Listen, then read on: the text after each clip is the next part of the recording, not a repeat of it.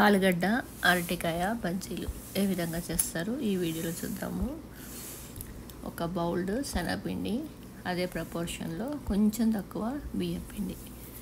అలా బియ్యపిండి తీసుకుంటే క్రిస్పీగా బాగా వస్తాయి అన్నమాట. ఆ విధంగా తీసుకున్న తర్వాత దాన్ని కొంచెం థిక్గా ఈ విధంగా కలుపుకోవాలి. కలుపుకున్న తర్వాత నీళ్ళు పోసి కలుపుకున్న తర్వాత దీంట్లో తగినంత ఉప్పు, కారం, వాము పొడి వేస్తే శనగపిండి కదా కడుపు నొప్పి రాకుండా ఉంటుంది.